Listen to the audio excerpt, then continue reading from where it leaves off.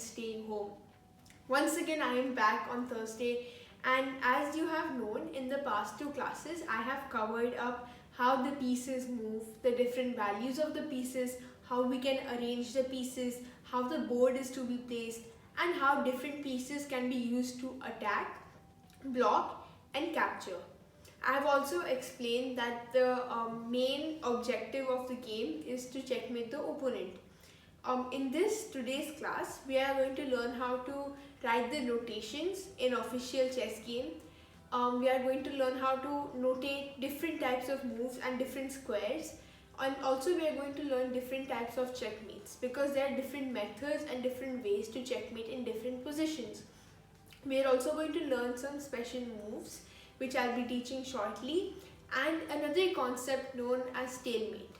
In the end, I'll be sharing some tips and techniques that will help you to improve your performance in tournaments, as during the lockdown season there are many online tournaments going on, and it is a great way to have fun and use your time productively. So I am going to start with the different special moves in chess. In chess, there are two main special moves. One is the castling and the other is en passant. Castling is of two ways, the king side castle and the queen side castle. Can you guess what makes them different? Yes, because there are two sides in chess, as I have explained before. The right hand side is the king side and the left hand side is the queen side. Now these two castles are also performed in the other two sides. So, right now we will assume that we are in white's position and the king is in the center and the two rooks are here. So now, the main point of chess is that you cannot castle if any of these pieces have moved. So suppose this rook has already visited to the black side and it comes back. Now queen side cannot be possible. Why is this? Because the rook has already moved. Now suppose this rook would have moved here and then moves back. Now the king side would not be possible. Why is this? Because the rook has moved already. Suppose the king has moved before. It has moved here and it comes back to its original place. But still, king side castle cannot be possible, and nor can the queen side castle be possible. Why? This is because the king has moved before. One more very important point that we should note down when we are castling is that there cannot be any piece in between. So if suppose the bishop is here, we cannot castle because the bishop is blocking our way. Same, if the bishop is on this side, then we can not castle. Why is it? Because the bishop is blocking the way. One more even more important point than the points where the bishop, any piece is blocking in between, is if suppose the center has been opened and the opponent's piece is over here. Right now, the king side castle cannot be possible. Can you guess why? This is because when the king is going to a square that is 2 blocks away, it passes through a check. So when the king is going to the g1 square, the bishop is pinning the f1, and so it would be an illegal move. One more thing that we should note is that if suppose the bishop is here and this bishop isn't here, so now you will say, right, there is nothing blocking the king over here, so why can it not castle on the king side? This is because when the king goes to its square during the king side castle, it is under a check. So this would be an illegal move. Now what is an illegal move? Illegal move is also something very important topic. It is a move that cannot be performed or a move that goes against any of the basic chess rules. So over here, can you guess which chess rule is going against? Yes, it is the chess rule where the king cannot move to a square that is being attacked by the opponent piece. So these are the main criteria of how, or of in fact when we can castle. Now there is also one more aspect that actually determines if we can castle or not, and that is that it's advised to castle on the side that you are stronger on. Why is that? When we suppose castle on a side, suppose if I castle on the king side, right? And my pawns are scattered all around the place. Do you think this would be a safe square for the king? No, it wouldn't. Why is this? Because there are so many holes in the king side. Any of the opponent piece can come and attack my king. It makes my king more vulnerable than it was in the center. Suppose, one more very important point is that it's always better to move the king in a place where the pawns have not moved yet, because these pawns are the shelter of the king. They are what mainly protects the king. So if anyone wants to attack the king, they would first have to get through the pawns. So if the opponent tries to break our fortress, this is known as a fortress. When pawns are used to protect your own pieces, it's known as a fortress. So this is the king's fortress. So if the opponent comes with his pawns to try to break our fortress, we can in fact block it in a very effective way, and that is by not capturing it. We can just advance our pawn. Now what happens is that we are not exposing our king while our pawns are still strong, and we are also stopping the opponent from advancing further, from further attacking our king and making it vulnerable. So this is a very important aspect. Now if at the same time these pawns were scattered like this, just one move by the opponent would make it very easy to break our fortress, and our king is already exposed. So he can bring in a bishop here, give us a check. If we move, he can bring in his other queen. If suppose it's possible in that position, then he can come and bring a queen to give a check to our king. So it makes it very hard for us to protect our own king, and we would constantly be under the attack and pressure of our opponent. So it is advised to castle in a place where our pawns are in its first position or in its native place. That is on the second rank. Okay, so those are important points that we should note down when we castle. Now, the another very strange in fact move that is by the pawns. Yes, it's by the pawns, and this name of this special move is known as en passant. What is en passant? En passant is this one point in a pawn's. Okay, I will first arrange the pieces. In this en passant, the pawns can only capture pawns. So we cannot capture any piece using en passant. But in fact, we can only capture pawns. And that too only in the beginning of a pawn's route. So I think it, okay, anyways. So this only takes place when suppose the pawn moves its first move. So the first move of a pawn is the only time when the pawn can move two blocks, that is 1 and 2. That can only take place the first time the pawn moves. So, for example, my opponent's pawn is over here and my pawn is over here. So I have moved it here, and the very next move, my opponent moves his pawn over here. That is the only time when I can capture the pawn. Okay, I will repeat that. Suppose I have played my pawn here, right? And then my opponent plays this. And I play another move. And then my opponent plays this.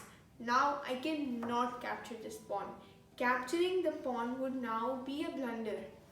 I mean, an illegal move. Why is that? This can only take place the very next move that the pawn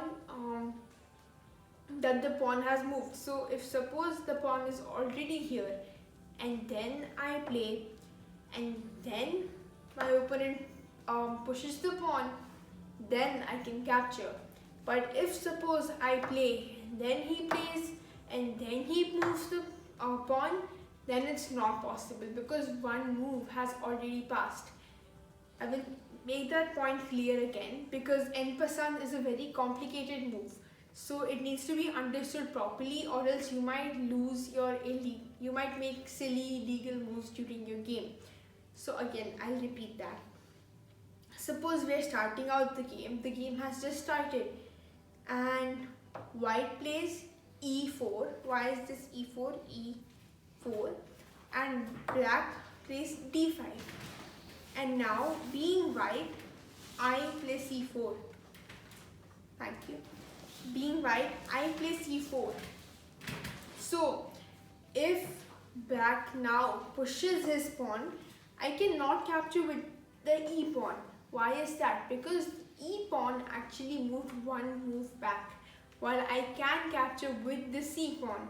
This is because the c pawn moved the very move before the pawn moved here. See, the thing about chess is it's counted as one move when both white and black plays. So, 1, 2. This is counted as one move. This alone would not qualify as one whole move. But with this and this, it's known as one move. So again, I'll repeat how en passant takes place. En passant is complicated and it does take more time to achieve and fully understand how and when it can be played. But it is a very crucial concept because it will be very helpful in some times when you would not have any other move to play. En passant might help you win the game. So, white plays, black plays. One move. Now this move, the second move, white plays. Now 2 moves get over. And that's when this pawn can capture the black pawn. But this pawn cannot play that. Why is that? Because this pawn played in the first move. This pawn played in the second move. Black advanced his pawn also in the second move. So this is the pawn that can be able to capture the pawn. But this pawn, this white pawn on the e4 square cannot capture the d4 pawn. Now how do we capture the pawn? It's going to be diagonally 1 square in front of the opponent's pawn. So it's not going to be this way and you capture this. No, it's going to be diagonal to the square, one square in front of the opponent's pawn. And that is en passant and castle. The two different moves, or the two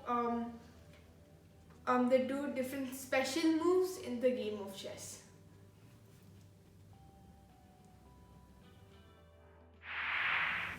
So in the game of chess, there is one point of time that can occur when only your king and queen will be left and the opponent's king. But now there is a different rule in the game of chess. If alone with the king, black can survive, or your opponent can survive 50 moves without getting checkmated, then the game is declared to be a draw. No matter how many pieces you could have all your pieces and your opponent could only have the king. But if the king survives for 50 moves, then it would be considered a draw, even if you're completely winning the game. So there are different techniques with which you can successfully give your opponent checkmate without drawing a perfectly winning game. So in this point, you are white and your opponent is black. And you have a queen and your king obviously, and the opponent has its king only. Now, what the opponent will try to do is that he will try to stay in the center. Why is this? Because when you are in the center, you get double the number of moves you have to move compared to the corner. What your job is as the person with the queen is to corner your king, your opponent's king, so that once they reach to one corner, then there is no way that they can escape your checkmate. But one very important thing that you have to make sure is that you don't stalemate your opponent. I will be explaining stalemate in this part itself, but first we are going to learn how to checkmate the opponent. So in this way, you are going to pretend that your queen attacks in the way the knight moves. Now, how does the knight move? It would move 1, 2 and step to the right or left. So we are going to pretend that the queen can move like a queen, but it gives check the way a knight gives. So if we suppose that the knight was here, can you guess from which square we can give a check to the king? Yes, by moving the knight here. Now we are going to assume that the queen is here, but we have to give it a check, not in the way the queen would give a check, but the way the knight would give the check. So we would move to the same square as the knight. Now, this might be a little hard to understand, but what we're basically trying to do is we're trying to narrow the squares in which the king can move. When the queen was here, the king could move here, the king could move here. So the king could move to two different squares, and 2 may sound like a very small number, but it could make all the difference to you checkmating your opponent and to you not being able to checkmate your opponent. So it's very important that you slowly and gradually start cornering your opponent's king without being in a rush. One more important thing is, when you are in such a decisive position, it is important for you to stay calm and wisely make sure about how you can checkmate your opponent and not just rush to any decision, because right now your opponent will be very aware of the situation and will try to strike any moment they get a chance. So it's important for you to be aware and concentrated, in fact higher than you were before, so that you can assure this win. So now when the queen moves here, you are cornering the king to being only in this place. The king does not have another path to escape to. So he is forced to actually come back. You do not give it a check to come back. It is forced to come back. So if it comes back one square, because the king can only move one square, you again start cornering the king. Now, because this, again, I'll explain what I mean by the knight method. By the knight method, I mean that you should take the queen to the square by which the knight would give the king a check. Now obviously we know that the queen does not, this is not a check, right? But if the queen were replaced by a knight, this would be a check. So you are going to assume that your queen is giving the check like a knight. Again, I explained it. When the queen is here, or if the knight was here, it would not be giving the king a check. But the very moment the knight would be able to come here, the king is under check. But obviously we know that the knight cannot move just one square, but the queen can. So we are going to assume that the queen would give a check to the king when it's in this square. So this is a hard concept to understand in the first try, but the main point is that you are cornering your opponent's king. Again, see, compared to if the king was here, right? The king has 1, 2, 3, 4, 5, 6, 7, 8 squares to move to. But if your opponent's king is here, only 3, 1, 2 and 3. There are 5 more squares that the king can escape to when it is in the center. Or when the king is in the corner, it has 5 less squares to escape to. So it gives you the more opportunity and the more chances to checkmate your opponent. So the king, your opponent's king, is going to try to be in the center. But in this case, you are slowly narrowing down the opportunities. Your opponent's king has to run away to the center. In fact, it is trapped to be in the corner. It is trapped to be behind and not in the center. So now we have assumed that the queen can give the king a check. So the queen once again narrows the king's square of running away from this side. So once again the king is forced to come back. So you again are going to obstruct the king from running away here. But now you will say that, oh, but the king can escape over here. So now what are you going to do? It's already in knight position. If you can see over here, it is in 1, 2, next. So that is the square. But again, the knight method can be applied from 2 squares. So you are going to move one more square. So it's going to be 1, 2, and it again lands on the king. So make that understand again. When the queen is over here, you move 1, 2, left, it's on the king. If your queen was here, 1, 2, right, it lands on the king. So you play the queen here. Now again, the king cannot escape here anymore. So he is forced to come back. Now what do? You once again, 1, 2, right, is the king. I think you're getting the pattern here. You see, 1, 2, right, the king. Now once again, the king cannot escape over here. So it goes to the top. Now what are you going to play? Again, here, 1, 2, right, and the king. Now this part is actually very important, and here is where you have to pay attention, because what happens is the king has entered the corner, while at the same time the king has possibilities of stalemate. Now I'll explain what stalemate is.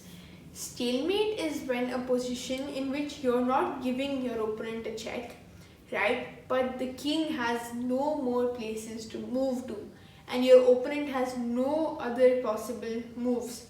So there is no place that the king can move. So suppose you played your queen here, the king is forced to move here. Now you're going to play your queen here because 1, 2, right, the king moves there. Now you play your queen here because 1, 2, right, the king. Now the king has only one more square, so you have cornered the king. But if you play your queen here, 1, 2, right, the king, this is now a stalemate, and you have drawn a very decisively winning game. So the king cannot move anywhere anymore. Why is this? Because over here the queen is attacking, over here the queen is attacking, and over here also the queen is attacking. But here there is no attack, and now it is black to play, and there are no other pieces on the board. So this is a stalemate. This is a draw. So you have gotten 0.5 for what you could have gotten 1 whole point. So to avoid a stalemate, what you do is that once the king moves to the corner square, you stop with moving your queen. You bring your king to the game.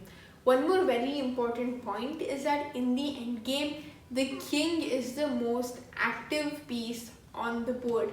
No matter what, the king will be used to give checkmate to your opponent, because it's known as the endgame when the number of pieces has been narrowed down to a maximum of 5 on each side. So now you bring in your king, and once again black only has one more option to go to, and that's when you can give your opponent a checkmate. So again, what was the technique that we used? We used the knight technique. I'll just give a short recap of it. So you pretend that your queen gives a check like a knight. So you bring your queen here, 1, 2, right, and the king. King goes back. Again you bring your queen, 1, 2, right, and it's the king. Now the king moves to a square where it's already in the knight method. Well, there is one more square through which you can give the knight method. So 1, 2, and again the king. So the main objective is that you're narrowing the king down to only the corner, and once the king is in the corner, you stop moving your queen. You have to make sure that there is one vacant square for the king to run away to, and that's when you bring in your own king and give your opponent a checkmate. So that is how you give checkmate with only your king and your queen. Now there is one more peculiar checkmate like this, and that is with the king and the 2 rooks. So here we go. Suppose one of my rook is here and my other rook is here, and this time black is able to bring his king to the center. how will we checkmate this position, you might say? So here what you have to first do is that you have to make your king stay in one side. You have to limit, again, main objective in the end game is that you slowly and gradually start limiting your opponent's king's move. You start pushing it towards one of the sides. It doesn't matter which side, because it's your court now. You have the majority, you have the more advantage, you have more materialistic and positional advantage. So you have to take advantage, you have to put this to your own side, because now it's all up to you. You can either waste 50 moves and make this game a draw, or you can use the technique of cornering your opponent's king and giving them a checkmate. But with the rooks, you do not use the knight method. There's a different method known as the ladder method. So now what do? The king is over here. So first you're going to stop it. If you count the number of squares on both the sides of the king has 1, 2, 3, 4 squares to escape to on this side. But on the other end, there's only 1, 2, and 3 squares to escape. So obviously you're going to try to push your king towards where there is lesser space. So you move your rook, and now it's obstructing the king from moving anywhere in this direction.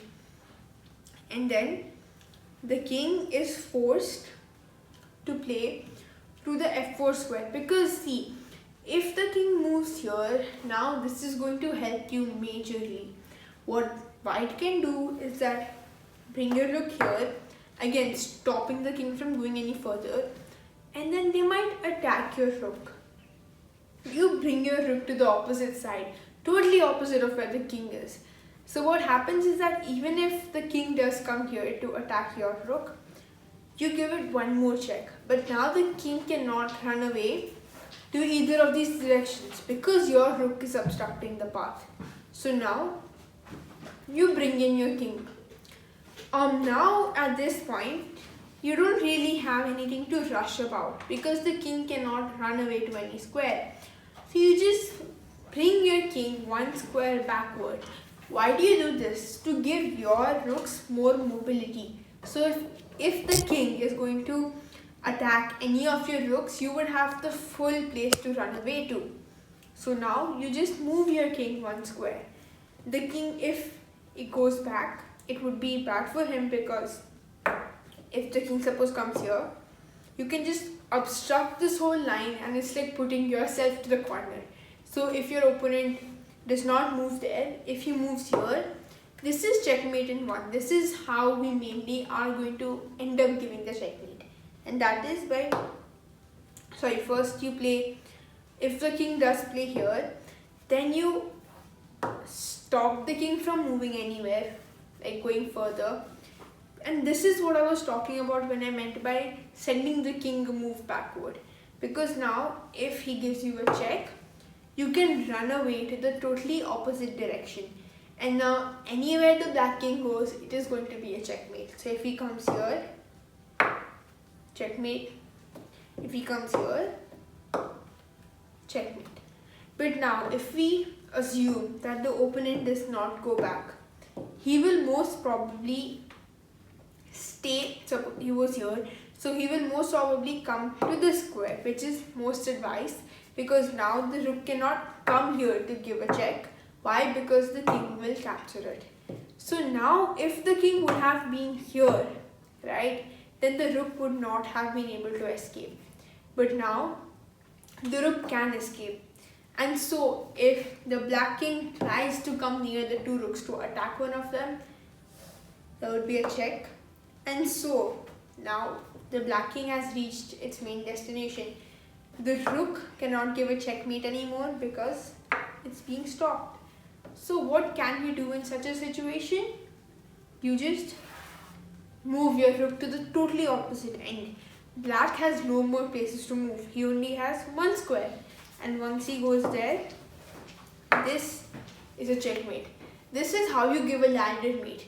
You start covering up the files of your opponent's king, so the king is forced to go near the corner. Again, if we suppose that our king is nowhere in this play, right? It's totally in the corner, but that would be alright. This is the only game where your king does not play the most major role over here, because both the major pieces are supporting each other and they will lead to a checkmate.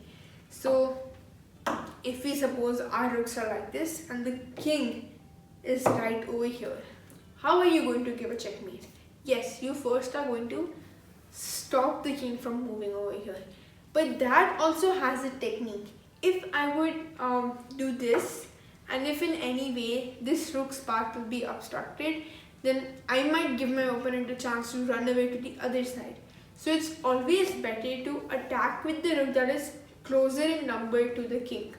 So if the king gives a check over here, attacks your rook, you can run away to the completely opposite side. And now if the king starts coming closer over here, right, to stop you from giving a check, you move away to the completely opposite side. But one thing we have to be careful about is to not keep your rooks in the same place. Always keep them either diagonal to each other, but never keep them next to each other. Why is this? Because when you give this check, they can run away because you're stopping itself. But when it's over here, you have the option of giving a check from the other rook, and now the king cannot run away to the other side. So now the king tries coming closer again, you give a check. Again the king tries coming closer, you give a check, and now it's being attacked. So you can't give a check anymore. What do?